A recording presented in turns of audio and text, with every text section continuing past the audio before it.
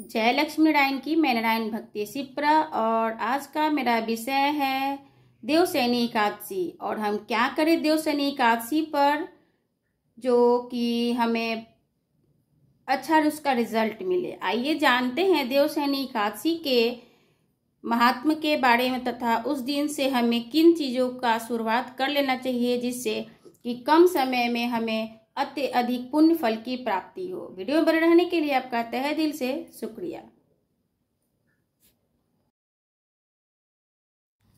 Devshayani Ekadashi date आषाढ़ मास के शुक्ल पक्ष की एकादशी तिथि को देवशयनी एकादशी कही जाती है। इस बार देवशयनी की एकादशी 10 जुलाई 2022 को है। ऐसे में देवशयनी एकादशी के दिन से ही भगवान विष्णु का शयन काल शुरू हो जाता है और देवशयनी एकादशी से आने वाले 4 महीनों तक भगवान विष्णु सोते हैं यानी शयन काल में रहते हैं।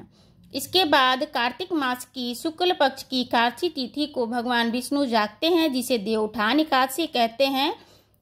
4 महीने के इस समय को हम चतुर्मास कहते हैं। ऐसे में इस दौरान किसी भी तरह के शुभ कार्य जैसे विवाह, मुंडन, जनेऊ इत्यादि करने के लिए मनाही होती है।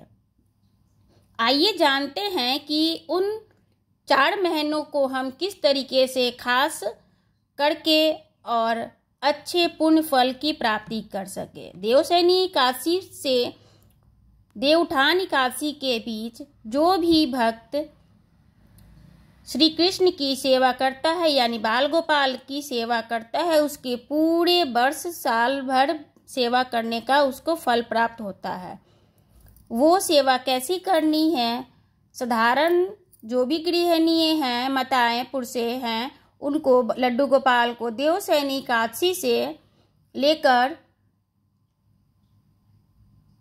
उजाले पक्ष की एकादशी देवउठनी एकादशी तक जो भी महिलाएं पुरुष उनको स्नान कराते हैं तथा नित्य उनके वस्त्र बदलते हैं, नित्य उनको भोग लगाते हैं तथा 4 महीने उनकी सेवा तन मन से करते हैं तो उनको 4 महीने की सेवा के फल स्वरूप पूरे साल भर उनको एकादशी पे उनका पूजा करने का फल प्राप्त होता है तथा उनकी पूरे साल भर वर्ष सेवा देने का फल मिलता है।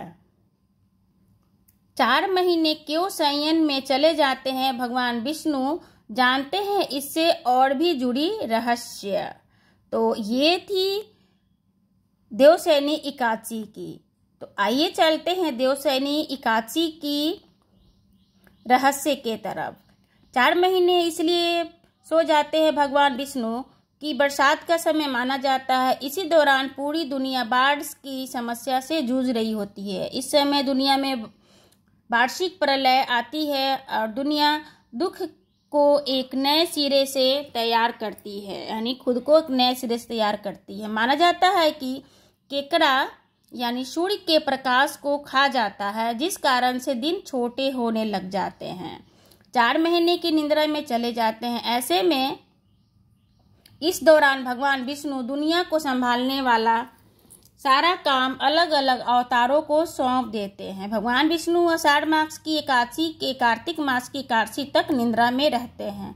इन 4 महीने के दौरान पृथ्वी की उपजाऊ की क्षमता कम होती है। जितने दिन भगवान विष्णु निद्रा में होते हैं उतने दिन उनके अवतार सागर में संजीवनी बूटी तैयार करते हैं ताकि धरती को फिर से उपजाऊ बनाया जा सके।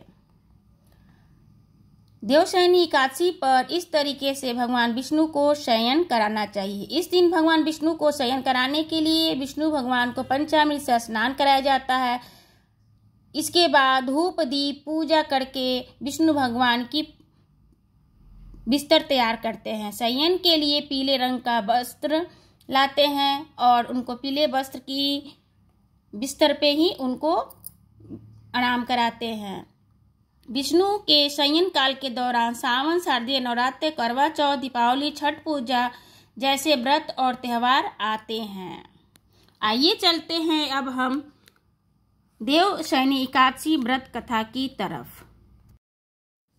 युधिष्ठिर ने पूछा, भगवान, आषाढ़ के शुक्ल पक्ष में कौन सी एकादशी होती है, उसका नाम और विधि क्या है, ये बतलाने की कृपा करें। भगवान श्री कृष्ण बोले, राजन, आषाढ़ शुक्ल पक्ष की एकादशी का नाम शयनी है। मैं उसका वर्णन करता हूँ। तुम महान पुण्यमयी, स्वर्ग एवं मोक्ष प्रदान करने वाली, सब पापों को हरने वाली तथा उत्तम व्रत है। आषाढ़ शुक्ल पक्ष में एकादशी के दिन जिन्होंने कमल पुष्प से कमल लोचन भगवान विष्णु तथा एकादशी का उत्तम व्रत किया है, उन्हें तीनों लोकों को, तीनों सनातन देवताओं का पूजन कर लिया है। हरिशयनी एकादशी के दिन मेरा एक स्वरूप राजा बलि के यहाँ रहता है और दूसरा क्षीर सागर में शयन करता है। तब तक शयन करता है जब तक कि आने वाली कार्तिक मास की एकादशी नहीं आ जाती है। अतः आषाढ़ शुक्ल पक्ष एकादशी से लेकर कार्तिक शुक्ल पक्ष एकादशी तक भली भांति धर्म का आचरण करना चाहिए। जो मनुष्य इस व्रत का अनुष्ठान करता है वह परम गति को प्राप्त होता है।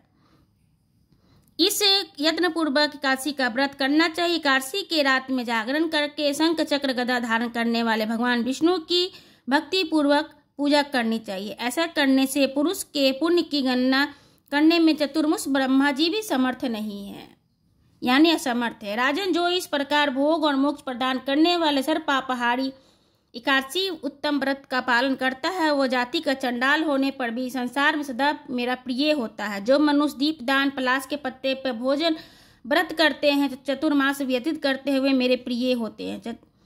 चौमासा में भगवान विष्णु सोए होते, इसलिए मनुष्य को भूमि पर शयन करना चाहिए। सावन में साग, भादों में दही, कुआर में दूध, कार्तिक में दाल का त्याग कर देना चाहिए, अथवा चौमासे में ब्रह्मचर्य का पालन करना चाहिए। वह परम गति को प्राप्त होता है। राजन, एकादशी के व्रत से ही मनुष्य सब पापों से मुक्त हो जाता है, अतः सदा इसका व्रत करना चाहिए, कभी भूलकर भी भूलना नहीं चाहिए। और जो शयनी और बोधनी के बीच में जो कृष्ण पक्ष की एकादशियां होती हैं, गृहस्थ के लिए वे ही व्रत रखने योग्य है। अन्य मासों की कृष्ण पक्ष की एकादशी गृहस्थ के लिए रखने योग्य नहीं होते हैं। शुक्ल पक्ष की एकादशियां सभी करनी चाहिए।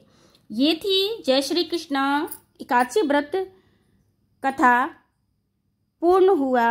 देवशयनी एकादशी आप सभी को बहुत बहुत पुण्य फल की प्राप्ति हो। नारायण आप सभी की इच्छा जल्द पूर्ण करे। जिस तरीके से रुई के ढेर को जलते देर नहीं लगता, वैसे ही इस कथा सुनने वाले श्रवण भक्त जनों के सारे दुख तत्काल ही क्षण भर में नाश हो जाए, ऐसा ही कामना और नारायण की तरफ से हम सभी को आशीर्वाद प्राप्त होता रहे। वीडियो में बने रहने के लिए आप सभी का तहे दिल से शुक्रिया। वीडियो में आप लोग जय श्री कृष्ण राधे राधे कमेंट में जरूर दें। जय श्री कृष्ण राधे राधे।